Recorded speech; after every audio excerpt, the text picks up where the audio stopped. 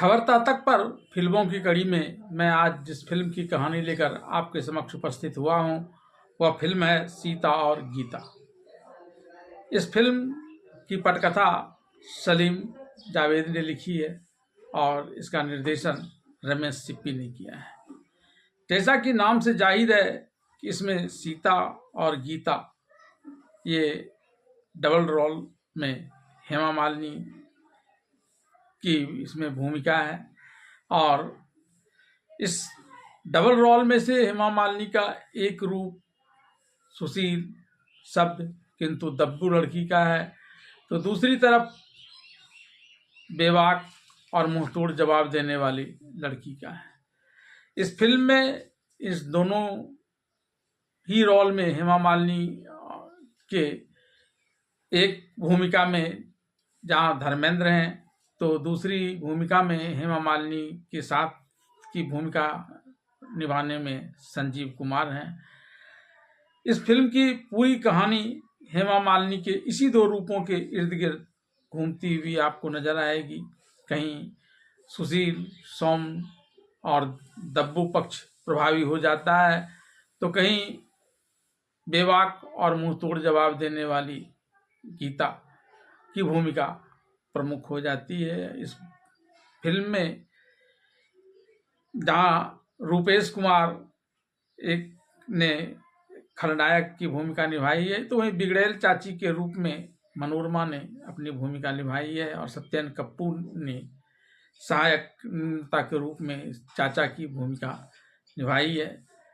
यह फिल्म अपने आप में अनूठी फिल्म थी जिसमें हर रंग हर विधा बंजारन तो एक सभ्य परिवार की कहानी को दिखाया गया है। कई जगह पर भ्रम दिखाया गया है। मुख्य रूप से न चाहते हुए भी जो न करना चाहिए वह कोई करता है और जो करना चाहिए वह नहीं करता है। यह इस फिल्म की बड़ी महत्वपूर्ण बातें हैं, लेकिन कुल मिलाकर यह कहानी आपको बेहद गुदगुदाने वाली है। तो आइए जानते हैं फिल्म सीता और गीता की कहानी के बारे में। सीता और गीता दो जुड़वा बहनों की कहानी है जिसकी भूमिका हेमा मालिनी ने निभाई है।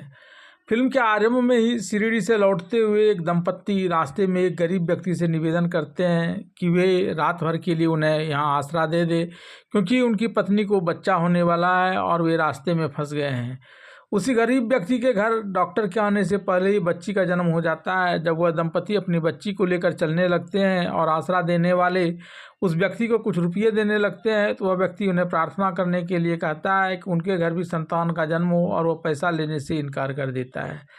इस पर उस नन्ही बच्ची के पिता कहते हैं कि यदि उन्हें जड़वां संतान हुई होती तो एक बच्ची उन्हें जरूर दे देते।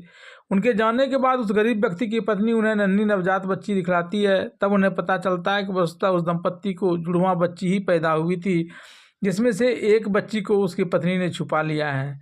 इस प्रकार एक बच्ची उस गरीब बंजारे के घर पलती है और बड़ी होकर बंजारे का खेल दिखलाती है। उसका नाम गीता है। दूसरी ओर दूसरी बच्ची अपने माता पिता के घर पलती है। फिल्म में उसके माता पिता के दिवंगत हो जाने की सूचना उसके चित्र पर टंगी माला से दी जाती है और आरंभ से ही वह बड़ी होकर सीता नामक बच्ची के रूप में पलती है जिस पर उस बच्ची की चाची का जुल्म हमेशा ढाया जाता है। उसके पिता अपने निधन से पूर्व अपने वकील मित्र गुप्ता जी को अपनी संपत्ति का ट्रस्टी बनाकर अपनी सारी जायदाद सीता के नाम करके मर जाते हैं, इस निर्देश के साथ कि जब तक सीता की शादी न हो जाए तब तक उस संपत्ति से अर्जित 5,000 रुपये प्रतिमाह वकील गुप्ता जी सीता को देते रहेंगे। वकील साहब के आने पर सीता की चाची जिसकी भूमिका मनोरमा ने निभाई है उसकी अच्छी तरह देख रेख करने का ढोंग करती है और उनके जाते ही वह झपट कर उस पर रुपये ले लेती है और फिर उसमें का जुल्मो सितम उस पर जारी रहता है। इधर गीता अपने बंजारे टोली की एक बंजारे राका जिसकी भूमिका धर्मेंद्र ने अदा की है और एक बालक टीना के साथ बंजारों का खेल दिखाकर रुपया कमाती है। वह रस्सी पर चलती है और विभिन्न तरह के करिश्मे दिखाती है। उसे न तो ठीक से बात करने की तमीज़ है और न ही घर का कोई काम करने का ढंग। वह एक मुंहफट लड़की के तरह किसी को भी कुछ कह दे सकती है, लेकिन वह बंजारन का खेल बखूबी दिखाती है।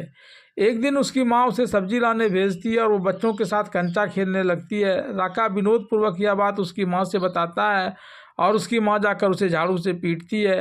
हालांकि वास्तव में वह उसे बहुत प्यार करती है, लेकिन तात्कालिक पिटाई से बातों ही बातों में गीता वहाँ से भाग जाती है। उधर सीता पर एक तरफ उसकी चाची तो जुल्म करती ही रहती है, दूसरी ओर उसका चाची का भाई रंजीत भी उस पर बुरी नज़र रखता है और उसकी बात न मानने पर एक दिन सीता पर अपना पर्स चुराने का इल्ज़ाम लगाकर उसे बेल्ट से बुरी तरह पीटता है। सीता की चाची उसकी शादी करना नहीं चाहती है, क्योंकि उसकी शादी हो जाने पर 5,000 रुपये प्रति महीने से उसे हाथ धोना पड़ेगा। फिर भी सीता के लिए इंग्लैंड से डॉक्टरी पढ़कर आए डॉक्टर रवि, जिसकी भूमिका संजीव कुमार ने निभाई है, अपने साथ उसके विवाह का रिश्ता लेकर उसके घर आते हैं, जिसके बारे में सीता के चाचा बद्रीनाथ, जिसकी भूमिका सत्येन कपूर ने निभाई है, उसे पता चलता है कि उन्हें एक सभ्य सुशील भारतीय लड़की की ज़रूरत है, वही उसकी पसंद है। यह बात सुन सीता की चाची अपनी पुत्री शीला को एक सभ्य सुशील भारतीय लड़की की तरह साड़ी पहनाकर उसके सामने ले जाती है, जबकि सीता को ज़बरदस्ती धमकाकर अपनी बेटी वाला फैशनेबल पाश्चात्य ड्रेस पहनाकर डॉक्टर रवि और उसके माता पिता के सामने लाती है। सीता पहले यह ड्रेस नहीं पहनने की वजह से इसमें काफ़ी असहज महसूस करती है, और जब वो चाय देने के लिए जाती है तो चाय उस पर से गिर जाती है और वह संजीव का डॉक्टर रवि के माता के पर गिर जाती है। इससे वे लोग रिश्ता नामंजूर कर चले जाते हैं। फिर चाची के अत्याचार से तंग आकर एक दिन सीता घर से भाग जाती है। बाद में उसके चाची के कहने पर इसकी रिपोर्ट पुलिस थाने में लिखाते हैं। उधर घर से भागी हुई गीता एक बच्चे को देखती है जो जुए में अपने स्कूल की फ़ी के 20 रुपये हार कर रो रहा होता है। गीता उस जुआरी को 20 रुपये लौटाने के लिए कहती है और उसके न देने पर उसे जबरन पकड़कर पुलिस थाने ले जाती है। वहाँ इंस्पेक्टर गीता को देखकर उसे सीता के हुबहू हमशक्ल होने के कारण सीता ही समझकर सीता के चाचा बद्रीनाथ को फ़ोन कर देते हैं और वे लोग वहाँ आकर गीता को पकड़कर जैसे तैसे घर ले जाने लगते हैं। इस बीच वहाँ थाने में गीता खूब धमाचौकड़ी करती है। इसके बाद जब वह चाचा चाची के साथ जा रही होती है तो चूँकि उसकी चाची उसे सीता ही समझ रही है तो वह उसे बीच बीच में ठुनके मारती है। इससे गुस्सा कर गीता बीच रास्ते में ही एक पेड़ की डाल पकड़कर लटक जाती है और फिर कूदकर वहाँ से भाग जाती है। उसका पीछा करते हुए उन लोगों ने अपने माता पिता के सामने आने को कहते हैं। गीता वहाँ से भाग जाती है तो दूसरी तरफ रास्ते में डॉक्टर रवि की गाड़ी में कुछ खराबी हो जाने के कारण डॉक्टर रवि वहाँ पर अपनी गाड़ी को ठीक कर रहे होते हैं। जब डॉक्टर रवि उसे देखते हैं तो वे भी उसे सीता ही मानते हैं और अपने घर ले जाकर उसे जैसे तैसे समझाकर साड़ी पहनाकर अपने माता पिता के सामने आने को कहते हैं। गीता कुछ तो अज्ञानवश और कुछ कौतुकवश उसकी बात मानकर यथासंभव वैसा करती है। एक दिन रवि के साथ स्केटिंग करते हुए गीत गाते हुए दोनों दूर निकल जाते हैं। गीता अपने स्केट को न रोक पाने के कारण जैसे तैसे एक्सीडेंट से बचाते हुए आगे बढ़ती चली जाती है। तभी रास्ते में दो पुलिस उसे देख लेते हैं और पकड़कर उसके घर सीता के घर वह पहुंचा दी जाती है। वहां सीता की दादी को असहाय और लाचार देखकर वहां होने वाले जुल्म को समझकर वह निर्णय करती है कि इस जुर्म को समाप्त किए बिना वह वहाँ से नहीं जाएगी और इसके बाद वह वहाँ सीता बनकर ही रहती है और क्रूर चाची और उसकी बेटी की अच्छी खबर लेती है। उसे सीता पर ढाए गए जुल्मों का बदला एक एक कर लेती है और एक दिन उसने रंजीत की भी खूब धुनकर पिटाई कर दी। इधर घर से भागी सीता आत्महत्या करने के लिए पूल से नदी में कूदती है और राका द्वारा बचाकर गीता के घर पहुंचा दी जाती है, जहां उसे गीता की मां अपनी बेटी गीता ही मानती है, जबकि हकीकत में वह सीता होती है। वह यह जानते हुए कि उन लोगों को कोई भ्रम हो रहा है, फिर भी उस औरत से माँ का प्यार पाकर वहीं रह जाती है। राका को उसके काफ़ी बदले स्वभाव से आश्चर्य तो बहुत होता है, लेकिन वह उसके प्रभाव में आकर कभी शराब न पीने का संकल्प भी लेता है और कमाई के दूसरे धंधे करने की बात करता है। इधर गीता की शादी सीता के रूप में डॉक्टर रवि से और उधर सीता की शादी गीता के रूप में राका से तय हो जाती है। समस्या तब आती है जब एक दिन रंजीत सब्जी खरीदते हुए वास्तविक सीता को देख लेता है और घर आकर गीता को सीता के माता पिता के चित्र के पास अपनी स्वाकृति सुनकर समझ जाता है कि यह वास्तव में एक बंजारन है। तब वह अपने गुर्गों द्वारा सीता का अपहरण करवाता है और उसे जब एक जगह बंद करवा लेता है और घर आकर बतलाता है कि यह लड़की सीता नहीं बल्कि उसकी हमशक्ल है और शायद इसी ने सीता का अपहरण कर उसका खून कर दिया है। इधर इस बात की जानकारी जब गीता के परिवार वाले को लगता है, उसकी माँ को, वह भी यहाँ आती है और यहाँ पर गीता जो सीता बनकर रह रही होती है, वह अपनी माँ के प्यार में इस बात को कबूल कर लेती है कि वह गीता है और सीता बनकर यहाँ रह रही है। इसके बाद पुलिस गीता को गिरफ्तार करके ले जाती है, लेकिन राका को जब इस बात की जानकारी मिलती है कि ये दोनों, क्योंकि उसकी माँ वहाँ उसके पिता माता की फ़ोटो देखती है, तो उसे यह अपना दृश्य याद आता है और वह बताता है राका को कि दरअसल में ये दोनों